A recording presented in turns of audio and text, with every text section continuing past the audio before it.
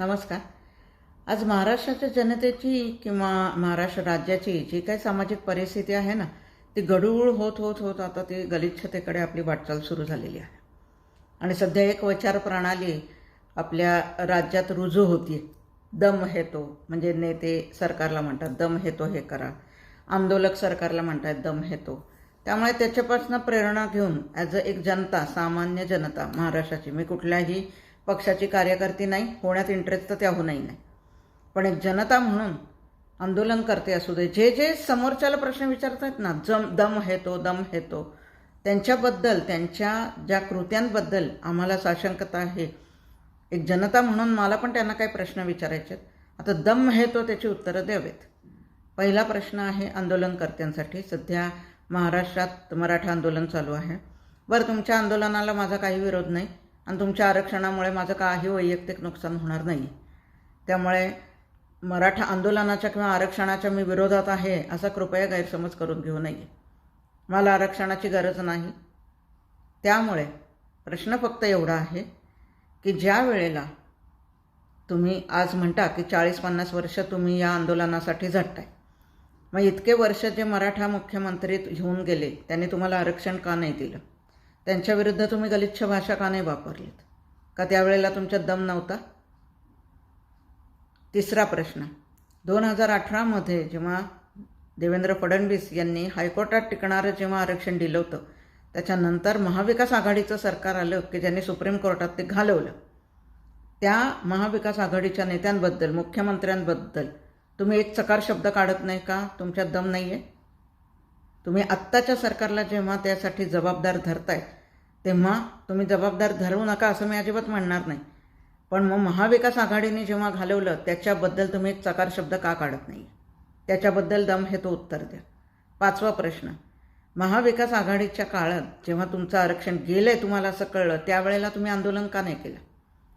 हे 1 लाख मराठा, 10 लाख, 1 कोटी, तेव्हा 5 कोटी कुठे गायब होतात तुम्ही सगळे? जरांगे पाटील कुठे होते महाविकास आघाडीच्या काळात? सरकारच्या विरोधात तुम्ही घोषणा द्या किंवा देऊ नका असं मी अजिबात तुम्हाला सल्ला देणार नाही, पण त्याला एक काहीतरी मर्यादा असते.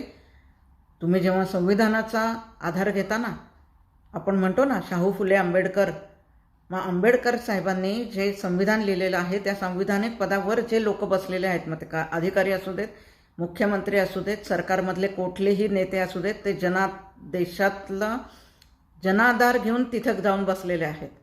त्यांच्याबद्दल अपशब्द वापरायचा तुम्हाला काहीही अधिकार नाही. त्यावेळेला संविधानाचा अपमान होतोय असं वाटत नाही का तुम्हाला? कुठल्याही नेत्याबद्दल अपमान करणारे किंवा अपशब्द वापरून, शिव्याशाप देऊन हे तुम्ही कुठं करता? महाराजांच्या पुतळ्याच्या खाली बसून. तेव्हा महाराजांचा अपमान होतोय असं नाही वाटत तुम्हाला? ही संस्कृती आहे महाराष्ट्राची, ही शिकवण दिली तुम्हाला महाराजांनी. कुणीही येते आणि सरकारवर किंवा तुम्हाला विरोध केला की तुम्ही शिवेच घालायला सुरुवात करताय. विरोध करा, विरोध करण्याला अजिबात आमची ना नाही आहे, पण विरोध करण्याला एक पद्धत असावी लागते. पण आत्ता मराठा समाज म्हणजे शिवीगाळ करणारा आणि त्यांच्या विरोधात कोणी बोललं तर मारहाण करणारा किंवा एकदम शिवीगाळीवरच उतरणारा अशी एक कुठंतरी प्रतिमा तुम्ही तयार करताय आणि याला तुम्ही स्वतः जबाबदार आहात. इतरांना त्याच्यासाठी दोष देऊ नका. दम है तो, महाविकास आघाडीचे नेतेसुद्धा आत्ता जे बरळत आहेत ना, बाहेर बरळतायत, मी हाच शब्द वापरणार. तुम्ही जेव्हा जनरल डायर म्हणता ना सरकारला, जनरल डायर कोण होता हे इतिहासात माहिती आहे तुम्हाला? माहिती असेल तर तुम्ही हा शब्दच वापरला नसता. तो ब्रिटिशांचा माणूस होता, तो ब्रिटिश होता, तो भारतीयांचा शत्रू होता, तो त्याचं काम प्रामाणिकपणे करत होता. तुम्ही त्यांबद्दल बोलणार आहात की ज्यांनी ॲक्च्युअली गोळ्या झाडण्याचं काम केले ते कोण होते? ते ब्रिटिश नव्हते. तळागाळातले शिपाई हे भारतीयच होते, मग ते कुठल्याही धर्मजातीचे असू देत. त्यांच्याबद्दल कधी बोलण्याचं धाडस केलं तुम्ही? तुम्ही बघितले ते शिपाई कोण होते? ज्यांना निशस्त्र आपल्या बंधू भगिनींवर गोळ्या झाडताना लाजही वाटली नाही, त्यांच्याबद्दल तुम्ही एक चकार शब्द बोलत नाही आणि जनरल डायरचं उदाहरण देताय तुम्ही. कोण होते ते शिपाई? कुठल्या जातीचे होते? म्हणजे क्रांतिकारक हेही आपल्या समाजाचे, जे स्वातंत्र्यासाठी लढत होते आणि त्यांच्यावर गोळ्या चालवणारे, लाठीचार्ज करणारे हेही भारतीयच होते. आदेश देणारा भले जनरल डायर असेल, पण बंदुकी उचलून गोळ्या झाडणारे हे भारतीयच होते आणि ती लाजिरवाणी गोष्ट आहे. तो भारताचा इतिहास अतिशय संतापजनकच आहे. त्याच्यावर कधीतरी काहीतरी बोला तुम्ही. आत्ता जेव्हा आंदोलनात पोलिसांनी लाठीचार्ज केला हे दिसतं, पण असे पण व्हिडिओ समोर जेव्हा येतात ना, तेव्हा आंदोलकांनी त्याच पोलिसांवर दगडफेक केली आहे. त्याच्याबद्दलही तुम्ही काहीतरी बोला. एका साईडने बोलू नका. आणि महाविकास आघाडी कुठल्या बाबतीत बोलते हो? तुमच्या कारकिर्दीत 2-2.5 वर्षाच्या कारकिर्दीत काय काय गुण धळेत पोलिसांनी हे बघितलंय की आम्ही? सुशांत सिंग राजपूतच्या केसमध्ये मुंबई पोलीस स्वतःच पुरावे नष्ट करण्यात गुंग होते. ऑब्व्हियसली ते कोणाच्या तरी सांगण्यावरूनच करत असणार, पण म्हणजे केलं ना त्यांनी. पालघरमध्ये ते म्हणतात ना, मुंबईत एवढे शिवसैनिक वाघ आहेत. कुठे होते ते वाघ त्यावेळेला, जेव्हा 2 निशस्त्र साधूंना जसं बेदम मारहाण करून शेवटी जीवानीशी मारण्यात आलं. अख्ख्या जनतेने आपल्या स्वतःच्या डोळ्याने तो सगळा प्रसंग पाहिलाय. जीव तुटत होता त्यावेळेला. लाज नाही वाटत तुम्हाला त्याबद्दल गप्प बसायला? त्या पालघरवर तुम्ही कुठलीच कारवाई केलेली नाही. काय झालं तिथे? ते पोलीस स्वतः मुळात म्हणजे जमावाच्या स्वाधीन करत होते त्या साधूंना. काय वय होतं त्यांचं? 70 वर्षाचं. आणि हा तमाशा समस्त मराठी बेशरम जनतेने नुसत्या उघड्या डोळ्यांनी बघत बसलेला आहे. त्यावेळी प्रश्न विचारता नाही आले तुम्हाला. आज तुम्ही पोलिसांवर प्रश्नचिन्ह उभं करताय, त्यावेळी कुठे होतात तुम्ही? झोपा काढत होतात? अभिव्यक्ती स्वातंत्र्याचे गोडवे खातात ना निखिल वागळे. मग दम आहे तो या प्रश्नांची उत्तरं द्यावेत वागळेंनी, की अभिव्यक्ती स्वातंत्र्य काय फक्त तुम्हालाच आहे का? कंगना राणावतला नाही, राणा दाम्पत्याला नाही. त्यांना तर हनुमान चालीसा म्हणायचा होता. त्यांना रोखायला तुम्ही 4,000 लोकांना आणून बसवलं 2दाच शिवसेनेने महाविकास आघाडीच्या काळात. ते दडपशाही नाही वाटली तुम्हाला? आत्ता तुम्हाला दडपशाही सगळी दिसायला लागली. आणि तुमच्या काळातल्या दडपशाहीबद्दल कोणी काय बोलायचं मग? याचा अर्थ मी आत्ताच्या सरकारची बाजू घेते असं नाही. जे कायदा सुव्यवस्था राखण्यात अपयशी ठरतील ते प्रत्येक सरकार जबाबदार आहे. आंदोलन जेव्हापासून चालू आहे तेव्हापासून बघतोय आम्ही. आंदोलन करा, करण्याबद्दल काही नाही, पण एक मुख्यमंत्री किती नमतं धोरण घेताय तुम्ही? तर माणूस तिथं बसल्या बसल्या कुठल्या तरी अपेक्षा करतोय. तुम्ही स्वतःच काल म्हणताय, आता तुम्ही त्यांना कसं काय दोष देता? ते स्वतःच आज एक भूमिका घेतात, उद्या वेगळीच घेतात. त्यांनी काहीतरी वेगळी भूमिका घेतली की चालले आपले गिरीश महाजन तिकडे, चालले अधिकारी त्यांच्या पायापाशी तिकडे. अरे कुठलीही असमर्थता आहे तुमची? मग ऑब्व्हियसली ते आपल्या मागण्या मान्य वेगवेगळ्या करतच राहणार, कारण त्यांना आरक्षणात इंटरेस्टच नाही आहे. मुळात मराठा लोकांना हे जे आंदोलनकर्ते आहेत, जे त्यांना पाठिंबा देतात त्यांना इंटरेस्ट आहे, पण जे आंदोलनकर्ते आहेत ना त्यांना अजिबात इंटरेस्ट नाही, असं माझं स्पष्ट मत आहे. कारण मुळात म्हणजे ज्या व्यक्तीमुळे त्यांचं आरक्षण दिले त्याला ते शिव्या देत नाहीत. ज्या व्यक्तीमुळे हायकोर्टात टिकलंय ते आरक्षण, तो माणूस आज सत्तेत आहे म्हणून ते त्याला शिव्या देत आहेत. हे बघतोय आम्ही. महाविकास आघाडीच्या काळात जे त्यांचं आरक्षण गेलं त्यावेळेला सगळे मराठी चुपचाप बसून होते. म्हणून आज जरी तुमचं आरक्षण खरं असलं ना तरी ते राजकीयच आहे असंच वाटणार आणि असंच चित्र समोर येतंय, ज्याच्यामुळे तुम्ही तुमचं नाही तुमच्या समस्त समाजाचं नुकसान करणार आहात. कारण तुमच्या ह्या शिवीगाळीला आता लोक कंटाळलेत. आम्हाला नाही आवडत आहे तुम्ही शिवाजी महाराजांच्या पायापाशी बसून वाटेल ते अपशब्द जेव्हा आया बहिणींवरनं शिव्या देत आहे तेव्हा बघून. आरक्षण मिळत नाही आहे त्यामुळे तुम्हाला त्रास होत असेल, ठीक आहे, ती पण एक वेळ तळमळ मी समजू शकते, पण शिवीगाळ हा त्याच्यावरचा उपाय आहे का? आणि यामुळे अख्ख्या राज्याचं तुम्ही नुकसान करताय. तुम्हाला माहिती आहे जेव्हा बाहेर बसून बाहेरच्या देशातले लोक जेव्हा महाराष्ट्राकडे बघतायत तेव्हा काय चित्र निर्माण होतंय? कुठल्या कंपन्या इथे यायला उत्सुक असतील आपले इन्व्हेस्टमेंट करायला? तुम्ही आरक्षणाचा विचार करताय 10%, 12%, 13% या लोकांचा. चला एक मान्य करून तुम्हाला 15% मिळालं, उद्या तुम्हाला 15% मिळालं, पण 85% तुम्ही काय करणार? त्याचं काय उत्तर आहे तुमच्याकडे? शून्य. कारण तो विचार तुम्ही केलेलाच नाही आहे. 85% शेवटी प्रायव्हेट नोकऱ्यांवरच अवलंबून राहायला लागणार आहे आणि त्या तेव्हाच मिळतील जेव्हा उद्योग या राज्यात येतील.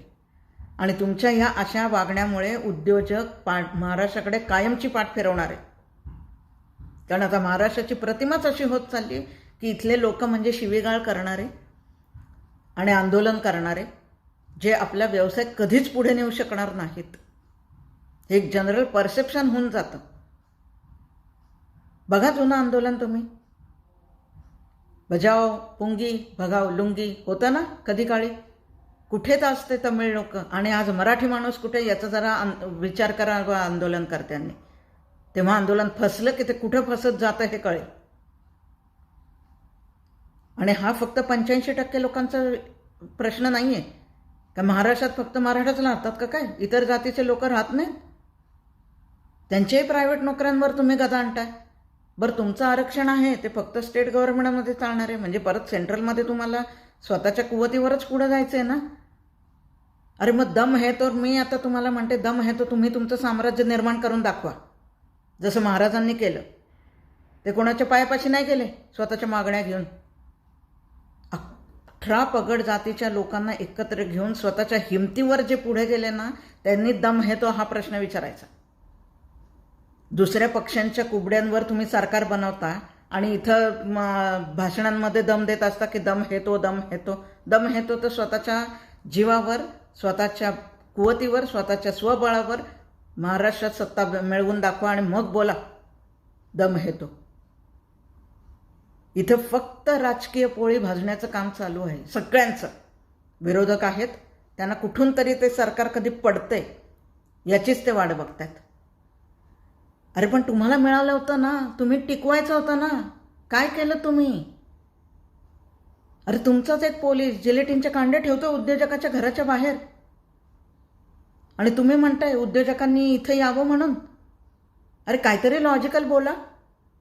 किती नुकसान करणार आहात तुम्ही या महाराष्ट्राचं? अजून या 5 वर्षात आपण 50 वर्ष मागे गेलेलो आहोत एक मराठी म्हणून. आरक्षण हे शेवटी व्हेंटिलेटरसाठी आहे हो. व्हेंटिलेटर म्हणजे काय असतं? माणूस जेव्हा स्वतःचा ऑक्सिजन घेऊ शकण्याच्या परिस्थितीत नसतो, एक सपोर्ट म्हणून ते दिलेलं असतं. जसा माणूस स्वतःचा ऑक्सिजन घ्यायला लागतो, त्याची प्रतिकार शक्ती सुधारते आणि तो स्वतःच्या पायावर उभं राहायची त्याची क्षमता निर्माण होते. हे डॉक्टरांना कळतं, तेव्हा ते व्हेंटिलेटर काढतात. अहो पण तुम्हाला तो व्हेंटिलेटर काढायचंच नाही आहे. पण हे तुम्ही विसरताय की व्हेंटिलेटर जोपर्यंत आहे तोपर्यंतच तो माणूस जिवंत राहतो. तो काढला की माणसाचं अस्तित्व संपलं. हे आरक्षण तसंच आहे. दम है तो महाराष्ट्रीयन लोकांनी जुगाडून द्या त्या आरक्षणाच्या. तुम्हाला गरज असेल ना तर जरूर घ्या, पण त्या 85% लोकांसाठी मी तुम्हाला आवाहन करते, दम है तो आपलं साम्राज्य आपलं आपण निर्माण करा. कारण ती एकी आहे तुमच्या सुदैवानी. प्रचंड एकी मी बघितली मराठा लोकांच्यात या आरक्षणासाठी. मग 100%साठी तुम्ही तुमचं साम्राज्य उभं करायला तुम्ही एकी वापरू शकत नाहीये. हा विचारच तुमच्या मनात नाहीये. तुमच्याकडे नुसती एकी येऊन उपयोग नाहीये. तुम्ही कधीच पुढे जाणार नाही का तर तुमच्याकडे नेतृत्व विजन असलेलं नाहीये. तिथं तुम्ही मार खाताय. आज तुमच्याकडे शेती करायला शेती आहे, तुमच्याकडे एकी आहे, अनेक व्यावसायिक गोष्टी आहेत की ज्याच्या एकत्र येऊन आपल्याच बांधवांना, तुम्ही इतरांना पण मी म्हणते नोकऱ्या देऊ नका. शिक्षण हे जातीवर नसतं. देवाने प्रत्येकाला कुठली ना कुठली तरी कला दिलेली आहे, बुद्धी दिलेली आहे. त्याचा चांगला वापर करून आपल्याच बांधवांना नोकऱ्या द्या. पण त्या 15%बरोबर त्या 85%चाही विचार करा, एवढं प्रामाणिक सांगणं आहे. आणि तुमच्या आरक्षणाला, परत सांगते, तुमच्या आरक्षणाला माझा विरोध नाही. हां, पण आरक्षण करण्याच्या पद्धतीला मात्र विरोध आहे. अपशब्द वापरणं टाळा, शिवीगाळ टाळा. आपल्या जनतेची आपणच काळजी घ्यायची. तुम्ही जेव्हा जाळपोळ करता, आज एक बस जाळली, त्या बसने कुणाला कुठेतरी जायचं असेल, परीक्षा असतील, कोणाला तरी दवाखान्यात न्यायचं असेल, एखाद्या हकनाक, एखाद्या निष्पाप माणसाचा जर का त्या वेळेला जीव गेला ना उपचारांव्यतिरिक्त, तर त्याला कारण तुम्ही असाल, सरकार नाही. कारण ती जी बस येते ना ती जनतेच्या टॅक्समधून येते. अहो जेव्हा तुम्ही कुठला तरी एक बिस्किटचा पुडा जेव्हा विकत घ्यायला जाता तेव्हा कुठं ना कुठेतरी वॅट भरताय ना तुम्ही. 1 रुपये का होईना, पण कुठेतरी कुठल्या तरी गोष्टी जेव्हा तुम्ही विकत घेता तेव्हा गव्हर्नमेंटला टॅक्स देताय ना, मग त्याच टॅक्समधनं या बसेस येतात ज्या आपल्या सुविधेसाठी आहेत. तुम्ही आज तुमच्या जिल्ह्यातली जवळपासच्या गावातली कुठली तरी बस जाळली म्हणून शहरातल्या लोकांचं काही बिघडणार नाही आहे, पण पैसा आपला जातोय हे बस जाळताना विचार करा. आणि बस जाळून तुम्हाला आरक्षण मिळणार नाही आहे. म्हणून हे दम है तो हे प्रश्न विचारणं बंद करा. दम है तो साम्राज्य निर्माण करून दाखवा, दम है तो स्वबळावर सरकार बनवून दाखवा, आणि दम है तर या प्रश्नांची उत्तरं पण देऊन दाखवा. आणि शेवटी जनतेसाठी म्हणेन, दम है तो व्हिडिओ शेअर करून दाखवा.